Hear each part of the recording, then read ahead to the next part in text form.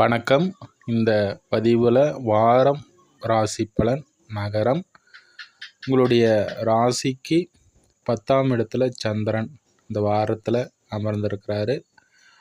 இந்த வாரம் ஆரம்பம் பார்க்கும்போது நண்பர்கள், கூட்டு தொழில் இது போன்ற அமைப்புகள்லாம் ஓரளவுக்கு நல்ல ஒரு அமைப்பாகவே இருக்குது.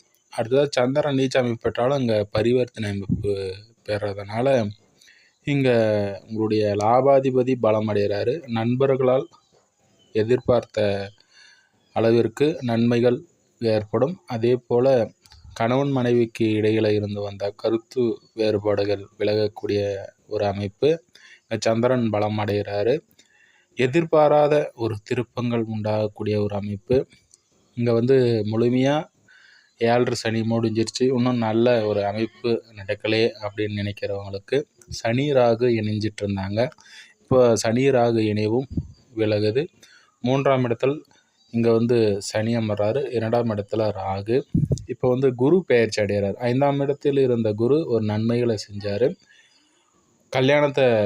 திருமணத்தை செய்து வச்சார். குழந்தை இல்லாதவர்களுக்கு குழந்தை பாக்கியத்தை கொடுத்தாரு. அதிர்ஷ்ட வாய்ப்புகளை கொடுத்தாரு. தனப்புழக்கத்தை ஏற்படுத்தினார். இப்போ 6ஆம் இடத்திற்கு பெயர்ச்சார். 6ஆம் இடம் அவ்வளவு சிறப்பான சில நன்மையை தராதக்கூடிய இடமா இருந்தாலும் வேலை அமைப்புகள் இது போன்ற வகையில் ஒரு மந்தமான ஒரு அமைப்பு தான் கொடுப்பாரு. எதிர்பார்த்த அளவுக்கு 6ல் அமரக்கூடிய குரு அவ்வளவு சிறப்பான நன்மைகளை செய்வார். முயற்சி ஸ்தானாதிபதியும் விரையாதிபதியும் 6ல் அமர்வது சிறப்பான அமைப்பில் எடுக்கக்கூடிய முயற்சி, வெளித்தூர பிரயாணங்கள் இது போன்ற அமைப்புகளில் தடைகளை கொடுப்பாரு. ஆனால் இங்கே அமரக்கூடிய குருவானவர் அவருடைய பார்வை சிறப்பான அமைப்பு. 9ஆம் பார்வையாக இங்கே தனஸ்தானத்தை பார்த்துடுறாரு. இது ஒரு சிறப்பான. ராகு இங்கே அமர்றாரு. இந்த அமைப்பு பார்க்கும் பொழுது சிறப்பான அமைப்பு தான். தனப்புழக்கம் அதிகரிக்கக்கூடிய அமைப்பு. குடும்பத்தில் சுப காரியங்கள். அதே போல் ஒரு 5ஆம் பார்வையாக உங்களுடைய ராசிக்கு 10ஆம் இடத்தை பார்வை செய்கிறதுனால தொழில் அமைப்புகள் சிறப்பாக இருக்குது. எடுத்த தொழிலில் வெற்றி பெறக்கூடிய ஒரு அமைப்பு.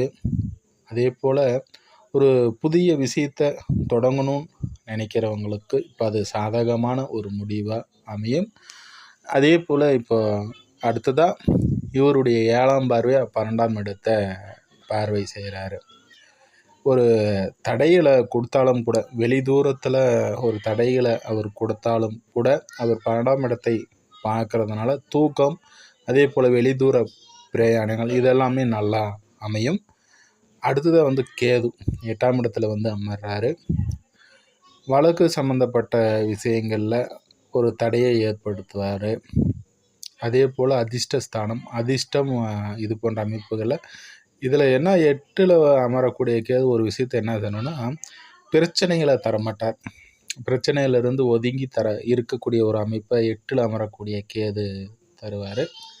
அதே போல் சுக்கிரன் 5 கூடிய சுக்கிரன் உச்ச நிலையில் தான் இருக்கிறார். இது ஒரு சாதகமான அமைப்பு. தொழில் ஸ்தானாதிபதி முயற்சி ஸ்தானத்தில் உச்ச நிலையில் இருப்பது தொழில் அமைப்புகள்லாம் சிறப்பாக இருக்க போது எடுத்த தொழிலில் உங்களுக்கு லாபம், அதே போல் வேலையாட்களால் சிறப்பு இது போன்ற அமைப்புகள்லாம் உண்டாகும். அடுத்ததாக இங்கே உங்கள் ராசிக்கு 6க்குடையவரும் 9க்கும் உடையவருமான புதன் 4ஆம் இடத்துல நீச்ச அமைப்பில் 4ஆம் இடத்துல போய் அமர்றாரு. இது எதிர்த்தன்மையான வீடாக இருந்தாலும் கூட இந்த வாரத்தில் 13, 14 ஆகிய தேதியில் நன்மை அளிக்கக்கூடிய ஒரு அமைப்பாக தான் இருக்குது. அடுத்ததாக இன்னொரு பதிவில் சந்திப்போம் நண்பர்களே. நன்றி, வாழ்த்துக்கள்.